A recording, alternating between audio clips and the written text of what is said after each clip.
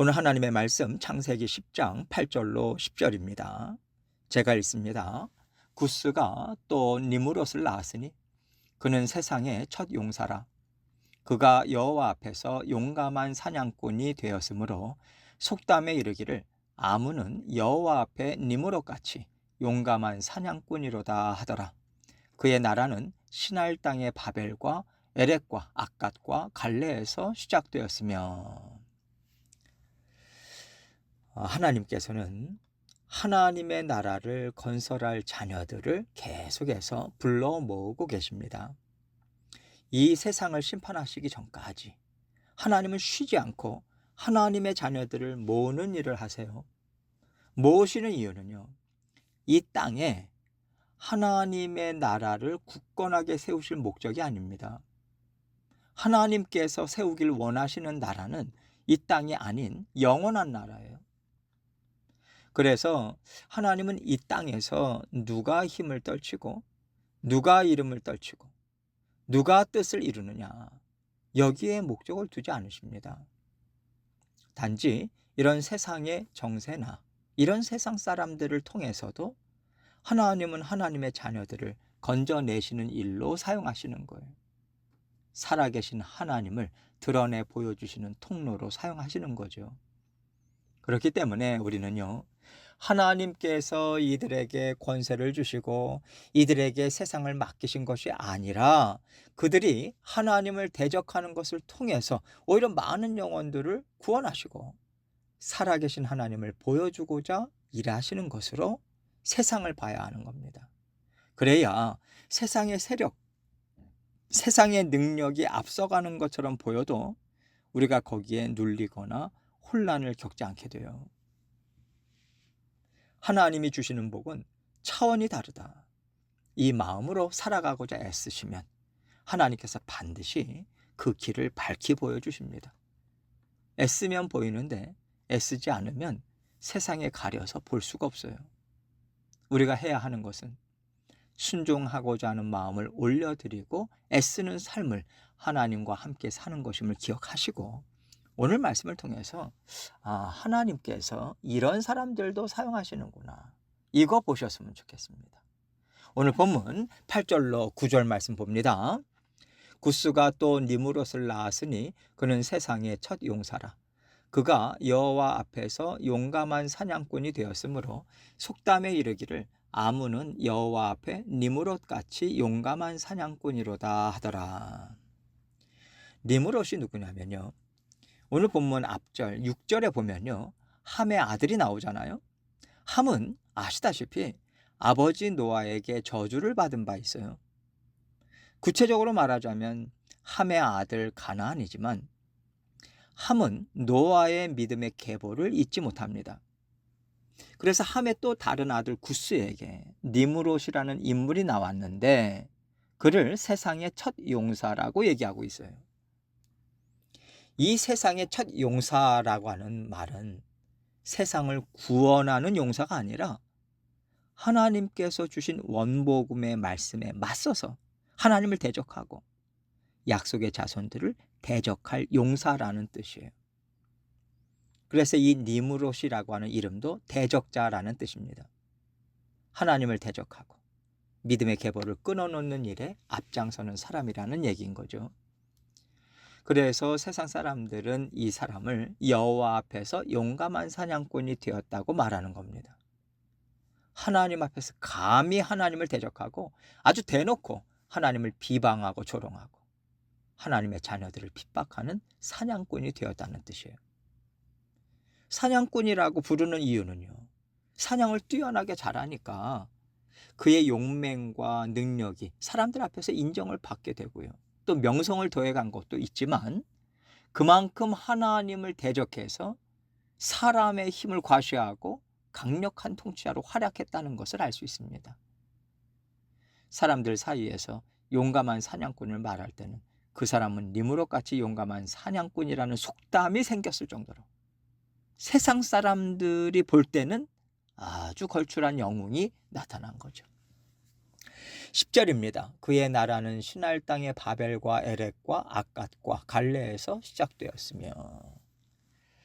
학자들은요, 이 니무롯이라고 하는 인물을 통해서 사람들이 모이고 세력이 귀합되면서 신할 땅에 바벨탑이 세워졌다고 보고 있어요. 신할 땅은 넓은 평지로 많은 사람들이 모이기에 아주 좋죠. 하나님은 온 땅에 퍼져서 생육하고 번성하라고 하시는데 그 말씀에 대적해서 우리는 모여서 큰 도시 만들겠다. 그래서 하나님 대적하는 세력으로 거듭나겠다. 이런 생각을 하고요. 넓은 신할 땅에 모여서 정착하고 그 큰 도시를 만들어 갑니다. 결국 이것이 하나님을 대적하는 바벨탑을 만드는 힘의 근원이 될 뿐만 아니라 이어지는 말씀을 보면요, 아수르 지역까지 넓혀가면서 인간 중심의 거대한 제국을 건설해요. 그렇다면 이 세력을 어떻게 얻었습니까? 물론 그들은요, 사람의 나라, 사람의 제국을 세우는데 혼신의 힘을 다했어요. 그러나 하나님께서 허락하지 않으시면 어떤 힘도 얻을 수 없죠. 하나님께서 이들에게 세력을 주셨다는 건데요. 그러면 이들이 하나님을 대적하는 일에 성공했습니까? 하나님은요, 바벨탑도 무너뜨리셨고요, 제국도 무너뜨리셨습니다. 사람은 할 수 있는 모든 방법과 힘을 합쳐도 하나님의 이름을 절대로 거스를 수가 없어요. 그런데 이것을 사람들은 절대 인정하지 않죠. 끊임없이 하나님을 인정하지 않고 자신들의 이름을 높이는 일에 목숨을 걸고 인생을 걸고 있습니다. 그렇기 때문에 우리는요, 하나님을 알지 못하고 대적하는 마음으로 살아가는 사람들을 우리 힘으로 바꿀 수 있다고 생각하면 안 돼요. 아무리 사이좋게 지내고 그 사람의 마음을 흡족하게 해줘도 그 영혼은 결코 돌아서지 않아요. 우리의 행위가, 우리의 열심히 뭔가를 이루는 것이 절대 아니라는 겁니다. 하나님이 하셔야 돼요. 하나님께서는 하나님의 때에 하나님의 방법으로 하십니다. 하나님께서요, 그 사람들이 신할 땅에 모여서 무엇을 하고자 하는지 모르셨겠습니까? 그런데 하나님은 지켜보고 계시거든요. 어느 정도까지 허용하시고요, 이루게 하십니다. 사람이 볼 때는 잘 되는 것 같죠. 그러나 거기에는 하나님의 계획이 있는 거예요. 하나님의 선하신 뜻을 이루는데 하나님은 반드시 그 시간, 그 과정들도 다 세상에 유익이 되고 그 속에서 살아가는 하나님의 자녀들이 살아계신 하나님을 볼 수 있게 하는 조건으로 사용하고 계신 겁니다. 이 크신 하나님의 뜻을 이해하고 세계의 정세도 바라보고 사랑하는 사람의 영도 우리가 살펴줘야 돼요. 하나님께 내어 맡기고 하나님께서 만지시고 이루시는 그 시간까지 우리가 해야 될 것이 무엇인지 우리는 여기에 집중해야 됩니다. 하나님, 제가 이 영혼을 위해서 어떤 마음을 가져야 될까요? 어떤 시선으로 이 사람을 봐야 될까요? 그리고 제가 이 사람을 위해서 해줄 말이 무엇일까요? 그 때에 알맞는 말과 필요를 채우는 것이 무엇인지를 하나님께 계속해서 여쭙고 거기에 맞춰서 살아가는 것에 힘을 써야 돼요. 우리의 열심과 우리의 애씀으로 된다면 우리가 하나님을 의지할 이유가 없지 않습니까?